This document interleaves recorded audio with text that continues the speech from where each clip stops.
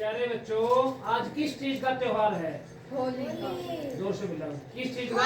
होली। होली क्यों मनाई जाती है? क्यों खेलते हैं लोग होली?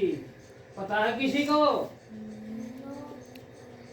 तो पता बेटा, हमें पता होना चाहिए कि ये होली का त्योहार क्यों मनाया जाता है। क्यों इतना पानी बर्बाद करते हैं लोग?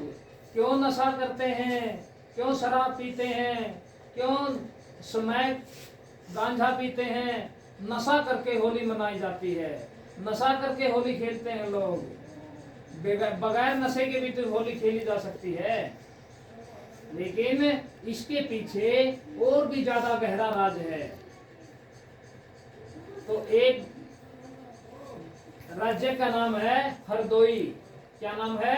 हरदोई। वहां के राजा जो थे, उनका नाम था हिरण्यकश्यप। क्या नाम था? हिरण्यकश्यप। और हिरण्यकश्यप का एक छोटा भाई था, उसका नाम था हिरण्याक्ष। क्या नाम था? हिरण्याक्ष। और होलिका उनकी बहन थी। होलिका उनकी बहन थी। तो षड्यंत्रकारी लोगों ने प्रहलाद को नशे की लत लगा दी, अंधविश्वासी बना दिया, पाखंडी बना दिया। क्योंकि षड्यंत्रकारी लोग हिरण्यकश्यप का राज्य छीनना चाहते थे, हड़पना चाहते थे। हिरण्यकश्यप और हिरण्याक्ष ऐसे शक्तिशाली राजा थे, वो कभी भी किसी युद्ध में षड्यंत्रकारियों से नहीं हारते थे, उनको हराकर ही दम लेते थे। ये बात षड्यंत्रकारियों को हजम नहीं हुई। षड्यंत्रकारी लोगों ने हिरण्याक्ष के राज्य को कमजोर करने के लिए उसके परिवार में फूट डाली। और प्रहलाद हिरण्यकश्यप का पुत्र था, होलिका का भतीजा था। होलिका प्रहलाद की क्या थी? बुआ। क्या लगती थी? बुआ। प्रहलाद की बुआ का क्या नाम था? होलिका। ठीक है। तो जब हिरण्यकश्यप राजा षड्यंत्र के तहत मार दिया जाता है, तो वहां की जो प्रजा थी, उस प्रजा ने उनके छोटे भाई को राजा स्वीकार कर लिया। फिर हिरण्यकश्यप का सारा काम उसका छोटा भाई हिरण्याक्ष करने लग गया। और हिरण्याक्ष की जो रानी थी, उसका नाम था कयादु। क्या नाम था? तो कयादु हिरण्याक्ष की रानी थी। और षड्यंत्रकारी लोगों में जब प्रहलाद को नशे की लत लगाई, अंधविश्वासी और पाखंडी बनाया, बुरी संगत में डाल दिया, तो प्रहलाद ने अपने पूर्वजों का, अपना इतिहास, अपना नागवंश, अपने माँ बाप का जो वंश था, नागवंश भी ठुकरा दिया। अपने माँ बाप का कहना नहीं माना।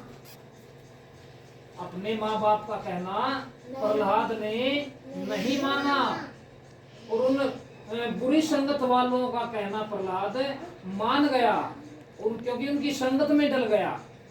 जीवन में संगत का अहम रोल होता है। बुरी संगत का जवान अवस्था में बहुत बुरा प्रभाव होता है।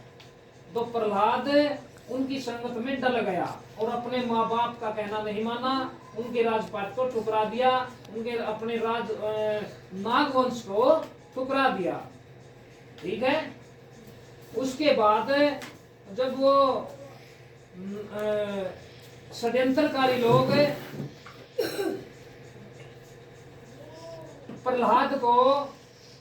प्रहलाद के माध्यम से उनके राजपाट को छीनना चाहते थे, तो उस बात का पता उनकी छोटी बहन होलिका ने लगा। किसने लगा? होलिका ने लगा, जोर से बोला करो, किसने लगा? होलिका। तो होलिका ने क्या किया? अपने भतीजे प्रहलाद को लेकर राजमहल से निकल पड़ी। कहां से निकल पड़ी? राजमहल से।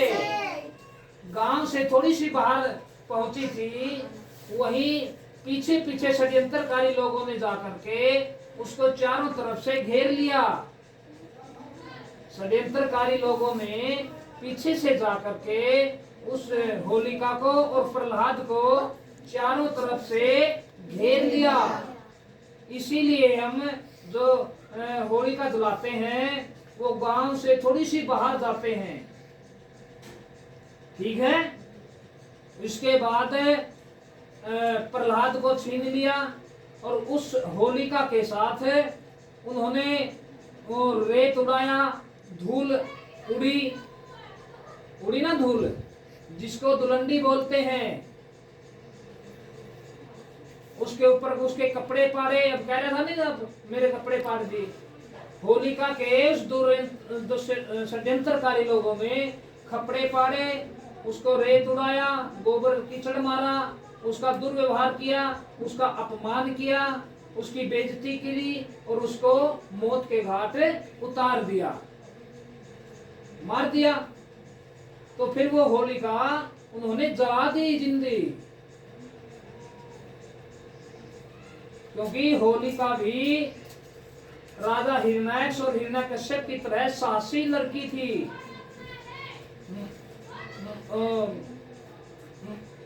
साहसी, डरती नहीं थी वो किसी से, उनके बराबर ही युद्ध में लड़ती थी, अपने भाइयों का साथ देती थी, बहादुर लड़की थी होलिका। तो जब होलिका को जलाया गया और प्रहलाद को लिया गया, तो षड्यंत्रकारी लोगों ने ये इतिहास कहानी घड़ दी कि आग के अंदर होलिका जल गई और प्रहलाद बच गया। तो प्यारे बच्चों, आप स्कूल में जाते हो, शिक्षा ग्रहण करते हो, आग तो एक ऐसी चीज है, उस आग के अंदर जो भी डालोगे वही जल करके भस्म हो जाएगा। लोहा भी पिघल जाता है आग के अंदर। आग के अंदर दो व्यक्ति बैठाए, होलिका बैठाई और उनका भतीजा प्रहलाद, और होलिका जल गई और प्रहलाद बच गया। ऐसा कभी भी नहीं हो सकता। ये एक नारी का अपमान है। नारी को जिंदा जलाना बहुत बड़ा अपराध है, नारी का अपमान है। इसीलिए होली का दहन हमने कभी नहीं करना चाहिए। एक औरत को, एक लड़की को जिंदा जला करके उसकी खुशी मनाना कितनी बड़ी बेइज्जती है, कितना बड़ा नारी का अपमान है। इसीलिए होली का त्योहार हमने कभी भी नहीं मनाना चाहिए। इतना इसीलिए तो लोग कीचड़ मारते हैं, पानी मारते हैं, गुलाल रंग मारते हैं। इसीलिए प्यारे बच्चों, ये इतिहास की बातें हैं। हिरण्याकश्यप का इतिहास आप जब ऊंची क्लास में जाकर के पढ़ोगे, कॉलेज यूनिवर्सिटियों में जाओगे, तब आपको पता चलेगा। कोई बच्चा साइंस साइड लेता है, कोई बच्चा इतिहास लेता है, कोई बच्चा मैथ लेता है, कोई बच्चा आर्ट लेता है, कोई बच्चा कॉमर्स लेता है। जब आप लोग इतिहास पढ़ोगे, हिस्ट्री की साइड लोगे, तो उसमें आपने हिरण्याकश्यप का इतिहास पढ़ना पड़ेगा, आपके सामने आएगा वो, और फिर पता चलेगा आपको हकीकत। तो इसीलिए एक औरत को जिंदा जलाकर उसके अपमान की खुशी मनाना कहाँ की मानसिकता है। होलिका के दिन जैसे कल थे ना होली मनाई, उस दिन तो वो मार दी और जिंदी जला दी। उससे अगले दिन उसका जश्न मनाया था, जिसको हम फाग बोलते हैं। क्या किया था? जश्न मनाया था। तो इसीलिए प्यारे बच्चों, आगे से आप कभी भी होली मत खेलना, न हमें खेलनी चाहिए, न किसी को खेलने के लिए कहना चाहिए। ऊंची आवाज में बोली, क्या ऐसा करोगे आप आगे से? क्या आगे से होली खेलोगे?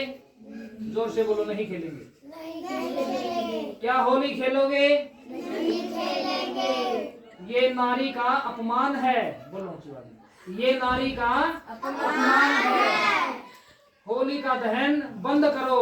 होली का दहन बंद करो। ऊंची आवाज में, होली का दहन बंद बंद करो। करो। शाबाश बेटा, बहुत अच्छे बच्चे। अच्छा, अब